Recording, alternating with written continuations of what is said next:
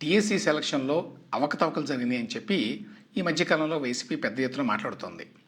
దీని ఒక పెద్ద ఇష్యూ కింద చేయాలని చెప్పి జగన్మోహన్ రెడ్డి గారు విశ్వప్రయత్నం చేస్తున్నారు. అందులో భాగంగా లేటెస్ట్గా వాళ్ళు చేస్తున్న క్రిటిసిజం ఏంటంటే ఈ స్పోర్ట్స్ కోటా అనేది ఉన్నది డిఎస్సిలో. దాని మీద చాలా ఫోకస్ చేశారు. అంటే అక్రమంగా అన్యాయంగా తమకి కావాల్సిన వాళ్ళకి ఈ స్పోర్ట్స్ కోటా పేరు చెప్పుకొని ఉద్యోగాలు ఇచ్చారు అనేది. స్పెసిఫిక్గా ఇప్పుడు ఆరోపణ ఏంటంటే స్పోర్ట్స్ కోటాలో కమ్మ సామాజిక వర్గానికే ఎక్కువ పోస్టులు ఇచ్చారు, కమ్మ కులానికి చెందిన వాళ్ళకి ఎక్కువ ఇచ్చుకున్నారు అని. బేసికల్లీ ఇది సోషల్ మీడియాలో విస్తృతంగా వస్తోంది. దీన్ని బాగా జనంలోకి తీసుకెళ్ళాలి అనే ప్రయత్నం కనిపిస్తోంది. బహుశా అందుకని గవర్నమెంట్ కొంచెం అలర్ట్ అయ్యి దీని మీద అఫీషియల్గా ఒక ఖండన ఇచ్చింది. వాళ్ళు ఇచ్చిన వివరణ ఏంటంటే అసలు మొత్తం స్పోర్ట్స్ కోటాలో సెలెక్ట్ అయిందే 382 మంది. మొత్తం 16,000 మందికి డిఎస్సి సెలక్షన్ జరిగింది. 16,000 మందిలో ఈ స్పోర్ట్స్ కోటా అనేది వర్తించేది 382 మందికే. అందులో ఓసీలకి, other caste, so called upper caste వాళ్ళకి 42 పోస్టులు మాత్రమే వచ్చినాయి. స్పోర్ట్స్ కోటాలో మొత్తం ఓసీ కులాలకు వచ్చింది 42 పోస్టులే, 16,000 పోస్టులకు గాను. వాటిల్లో కమ్మ కులానికి చెందిన వాళ్ళకి ఎన్ని వచ్చినాయి అనేది ప్రభుత్వమే చెప్పింది. 9 పోస్టులు మాత్రం వచ్చినాయట. 382 పోస్టుల్లో స్పోర్ట్స్ కోటా కింద 9 పోస్టులు కమ్మ కులానికి చెందిన వాళ్ళకి వచ్చింది. 16 మంది కాపులు, 10 మంది రెడ్డి కులానికి చెందిన వాళ్ళతో పాటు వైశ్య, క్షత్రియ, బ్రాహ్మణులు 2 చొప్పున మైనారిటీ వర్గానికి చెందిన వాళ్ళు ఒకరు ఎంపికయ్యారు అని చెప్పి లెక్కలు ఇచ్చారు వాళ్ళు. ఇక్కడ 2 పాయింట్లు చెప్పాలి. ఒకటి, చివరికి గవర్నమెంటే ఫలానా కులం వాళ్ళకి ఇన్నిన్ని పోస్టులు ఇచ్చాము అని చెప్పుకోవాల్సినటువంటి దుస్థితి ఏర్పడింది. వాళ్ళ కులాన్ని ఆ రకంగా సెంట్రల్ పాయింట్ కింద ఏ విధంగా చేసిందో చూడండి వైసీపీ మన రాజకీయాల్లో. కాబట్టి చివరికి గవర్నమెంటే కులాల చొప్పున గణాంకాలు ఇవ్వాల్సి వచ్చింది. అది అమరావతిలో కూడా జరిగింది. రెండో పాయింట్ ఏంటంటే ఇందులో చూస్తే నాకు అనిపించింది, వైశ్య, క్షత్రియ, బ్రాహ్మణులు 2 చొప్పున ఉన్నారట స్పోర్ట్స్ కోటాలో. అసలు మొత్తంగా ఈ 16,000 మంది జాబ్స్లో బ్రాహ్మణులు ఎంతమంది ఉన్నారో అనేది నాకు ఒక ప్రశ్న ఉంది. ఎందుకంటే ఒకప్పుడు బ్రాహ్మణులు 90% ఉద్యోగాల్లో ఉండేవారు. ఎప్పుడైతే వాళ్ళు గ్రామీణ ప్రాంతాల నుంచి పట్టణ ప్రాంతాలకు వలస వెళ్ళారో అనేక కారణాల వల్ల వాళ్ళు పూర్తిగా చదువు మీద, ఉద్యోగాల మీద ఆధారపడ్డారు. అందువల్ల కొంతకాలం పాటు ప్రభుత్వ ఉద్యోగాల్లో 70 నుంచి 90% మంది బ్రాహ్మణులే ఉండేవారు. రాజకీయాల్లో కూడా ఉండేవారు అనుకోండి అంతకుముందు. ఆ తర్వాత తగ్గుతూ వచ్చింది. కానీ అప్పటికి ఇప్పటికీ బ్రాహ్మణులకి ప్రధాన ఆధారం ఉద్యోగాలే. అటువంటిది ఉద్యోగాల్లో వాళ్ళ రిప్రజెంటేషన్ గణనీయంగా తగ్గిపోతుంది. స్పోర్ట్స్లోనే మరి 2 అని చెప్తున్నారు కదా. అందుకనే బహుశా వాళ్ళు పట్టణ ప్రాంతాలకి, ప్రైవేట్ రంగానికి, విదేశాలకి వెళ్తున్నారేమో. మరొకసారి ఆ విశ్లేషణ చేయాలి. అది పక్కన పెడితే ఇప్పుడు మెయిన్ పాయింట్, వైఎస్ఆర్సీపీ చెప్పినట్టుగా ఏ ఒక్క కులానికి ప్రత్యేకంగా అదనంగా పోస్టులు ఏమీ రాలేదు. స్పోర్ట్స్ కోటా కింద ఈ డిఎస్సిలో కమ్మ కులానికి చెందిన వాళ్ళకి ఎక్కువ ఉద్యోగాలు ఏమీ రాలేదు. మొత్తం స్పోర్ట్స్ కోటాలో వచ్చినవే 9, మిగతావి కూడా ఇచ్చారు లెక్క వీళ్ళు. అసలు మొత్తం ఈ క్రీడా కోటాలో ఎంపికైనటువంటి అభ్యర్థులు ఎవరు అని. ఇందులో ఎస్సీల్లో గ్రూప్ 3 అట, వీళ్ళకి ఎక్కువ వచ్చినాయి 72. ఎస్సీల్లో గ్రూప్ 2 వర్గానికేమో 38, బీసీడీకేమో 63, బీసీఏకేమో 53, బీసీబీకేమో 48, ఓసీల కింద ముందే చెప్పాను మొత్తం 42, ఎస్టీలకేమో 29, బీసీఈ కేటగిరీకేమో 28, బీసీసీ కేటగిరీకి 4, ఎస్సీలో గ్రూప్ 1 వాళ్ళకి 2, ఓసీ ఈడబ్ల్యూఎస్కి 1, భర్తీ చేయనివి 2. సో మొత్తంగా 382. ఇది లెక్క. మరి ఏ బేసిస్ మీద వైసీపీ ఈ స్పోర్ట్స్ కోటా పేరు చెప్పుకొని కమ్మ కులానికి చెందిన వాళ్ళకే ఇచ్చుకున్నారు అని చెప్పి ప్రచారం చేశారు? ఎస్పెషల్లీ కులం గురించి మాట్లాడుతున్నప్పుడు కొంచెం బాధ్యతాయుతంగా ఉండాలి కదా. నిజంగానే కమ్మ కులానికి చెందిన వాళ్ళకి ఎక్కువ ఇచ్చి ఉంటే ఆ లెక్కలని తీసి వాటిని ప్రజల ముందు పెట్టాలి.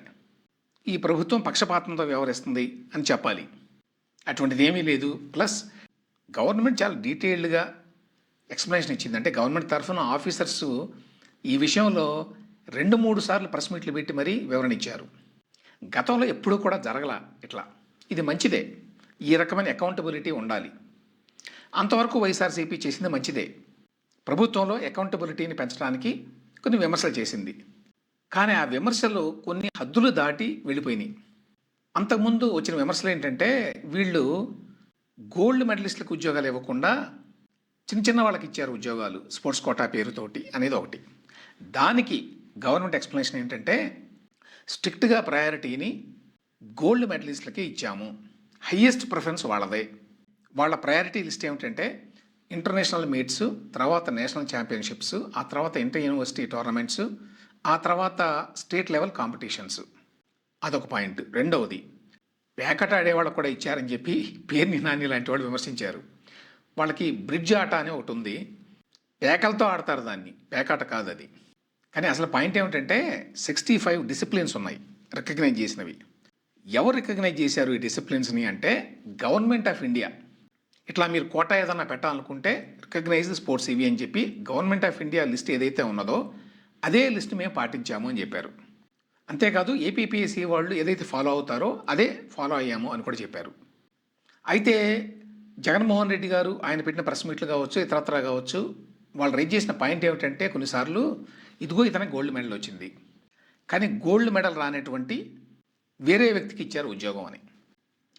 దానికి వీళ్ళు ఇచ్చే వివరణ ఏంటంటే సబ్ కేటగిరీ రూల్ అనేది ఉంది, హారిజాంటల్ రిజర్వేషన్ అనేది ఉంది. దాని ప్రకారం ఏంటంటే ఈ స్పోర్ట్స్ కోటాలో కూడా రిజర్వేషన్లు ఉంటాయి. ఆ రిజర్వేషన్లు ఆ స్పెసిఫిక్ సోషల్ కేటగిరీస్ అంటే SC, ST, BC, EWS, general అని చెప్పి పెడతారు. ఫలానా ఉద్యోగం స్పోర్ట్స్ కోటా కిందే ఉన్నది, కానీ దాన్ని బీసీఈకి ఇవ్వాలి అంటే బీసీఈకే ఇవ్వాలి. అందులో ఓసీ కేటగిరీకి చెందిన వ్యక్తికి గోల్డ్ మెడల్ వచ్చినా ఈ బీసీ కేటగిరీకి చెందిన వ్యక్తికి సిల్వర్ మెడలో, బ్రాంజ్ మెడలో వచ్చినా, లేక ఇంకా తక్కువ అర్హత ఉన్న స్పోర్ట్స్లో అతనికే ఇస్తారు. ఎందుకంటే ఆ పోస్ట్ని ఆ కేటగిరీతోనే ఫిల్అప్ చేయాలి. ఎస్సీ, బీసీ అనేవి ఇవన్నీ వెర్టికల్ రిజర్వేషన్లు, స్పోర్ట్స్ అనేది horizontal reservation. So first preference దానికి, ఆ తర్వాతే దీనికి. అందువల్ల గోల్డ్ మెడల్ వచ్చినా కూడా మీరు ఆ కేటగిరీకి చెందిన వాళ్ళు కాదు కాబట్టి ఆ నెక్స్ట్ కేటగిరీ ఏదైతే కేటగిరీకి ఆ ఉద్యోగం రిజర్వ్ చేయబడిందో వాళ్ళకే ఇస్తారు, వాళ్ళకి తక్కువ మెడల్ వచ్చినా కూడా అనేది కూడా వాళ్ళ వివరణ. తర్వాత ఆ స్పోర్ట్స్ అసోసియేషన్ ఆఫ్ ఆంధ్రప్రదేశ్ ఉంటుంది కదా, న్యాచురల్లీ దాంట్లో మొత్తం కూటమి ప్రభుత్వానికి చెందిన వాళ్ళే ఉంటారు, ఆ పార్టీల వాళ్ళే ఉంటారు, అందులో చైర్మన్ కావచ్చు, మరొక పదవి కావచ్చు. అందువల్ల వాళ్ళకి కావాల్సిన వాళ్ళందరికీ సర్టిఫికెట్లు ఇచ్చుకున్నారు వీళ్ళు అని కూడా ఒక విమర్శ ఉంది. దానికి వీళ్ళు ఏం చెప్తారంటే అసలు శాప్ అనేది సర్టిఫికెట్సే ఇవ్వదు, సర్టిఫికెట్స్ ఇచ్చేదంతా కూడా ఆయా స్పోర్ట్స్కి చెందినటువంటి ఫెడరేషన్స్ వాళ్ళు నేరుగా ఇస్తారు, శాప్కి ఏమీ సంబంధం లేదు. చివరిగా ఏంటంటే దొంగ సర్టిఫికెట్లు పెట్టుకుని చాలామంది వచ్చారు అని. దానికి వీళ్ళు ఏం చెప్తారంటే ఫస్ట్ మేము సర్టిఫికెట్ చెక్ చేస్తాము, ఆ తర్వాత వాటిని ఆన్లైన్లో పెడతాము, పెట్టాము ఆల్రెడీ. ఎవరైనా ఎవరి మీదైనా అనుమానం ఉంటే వాళ్ళకి ఆ సర్టిఫికెట్ లేదు, అది దొంగ సర్టిఫికెట్, వాళ్ళు ఫలానా స్పోర్ట్లో పార్టిసిపేట్ చేయలేదు అని కంప్లైంట్ చేస్తే క్రాస్ చెక్ చేస్తాము, వెరిఫై చేస్తాము, సబ్జెక్టివ్ వెరిఫికేషన్ అనేది ఉంటుంది ఇందులో. ఒకవేళ అది తప్పుడు సర్టిఫికెట్ అని తేలితే ఉద్యోగం నుంచి తీసేస్తాం అనేది వాళ్ళు చెప్పింది. ఈ వివరణలన్నిటినీ కూడా పరిగణలోకి తీసుకొని బియాండ్ ఈ క్లారిఫికేషన్స్ ఇంకా ఏమైనా అవకతవకలు ఉంటే వాటి గురించి మాట్లాడాలి ఖచ్చితంగా. కానీ దురదృష్టవశాత్తు వైసీపీ అట్లా చేయడం వల్ల ఏదో ఒకటి ప్రచారం చేస్తే సరిపోతుంది, ఏదో ఒకటి బుర్రలితే సరిపోతుంది, గందరగోళం చేస్తే సరిపోతుంది అనేటువంటి యాటిట్యూడ్లో ఉన్నట్టుగా కనిపిస్తోంది వాళ్ళు. ఈ డీసీ వ్యవహారంలో మొత్తం 241 కేసులు కోర్టులో పడినాయి. కానీ ఏ కేసులోనూ కూడా కోర్టులు ఈ ప్రాసెస్ని ఆపల, ఎందుకంటే ఈ ప్రాసెస్ పద్ధతి ప్రకారమే జరుగుతోంది అని వాళ్ళు భావించారు కాబట్టి. కూటమి ప్రభుత్వం ఆరోపణ ఏంటంటే ఈ 241 కేసుల్ని వైసీపీయే వేయించింది అని. అది నిజం కావచ్చు కాకపోవచ్చు అనుకోండి, అందులో కొన్ని కేసులు వేయించి ఉంటారు, అన్ని కేసులు వాళ్ళే వేయించారని చెప్పడానికి లేదు. ఈ డీసీకి సంబంధించి మొత్తంగా నా వ్యూ ఏంటంటే సాధ్యమైనంత వరకు నిబంధనలకు అనుగుణంగా చేశారు అనేది మనకు అర్థమవుతోంది. అయితే ఇందులో ప్రశ్నించాల్సినటువంటి అంశాలు కొన్ని ఉన్నాయి. అదేంటంటే స్పోర్ట్స్ కోటాని 2% నుంచి 3%కి ఎందుకు పెంచారు అనేది తెలియదు. రెండవది స్పోర్ట్స్ కోటా కింద పరీక్షలు రాయకుండానే జస్ట్ సర్టిఫికేట్ తోటి అప్లై చేస్తే ఉద్యోగం ఇవ్వడం అనేది కరెక్ట్ అని నాకు ఎప్పటికీ అనిపించడం వల్ల. ఒక బేసిక్ ఎడ్యుకేషన్ అయితే ఉండాలి కదా, ఎంత ఫిజికల్ ఎడ్యుకేషన్ టీచర్ అయినా ఒక ఆట ఆడి వస్తే సరిపోతుందా? అది కూడా కరెక్ట్ కాదు అనేది నా అభిప్రాయం. ఆ తర్వాత వైసీపీ ఒక విమర్శ చేస్తోంది. అదేంటంటే అంతకుముందు ఈ sports quota without written examination ఉద్యోగం అని చెప్పి ఇచ్చారు జీవో. ఇప్పుడు ఆ జీవోను తీసేశారు అని చెప్పి అంటోంది. అది ఎంతవరకు వాస్తవం? చేస్తే ఎందుకు చేశారు అనేటువంటి ఎక్స్ప్లెనేషన్ కూడా ప్రభుత్వం ఇవ్వాలి.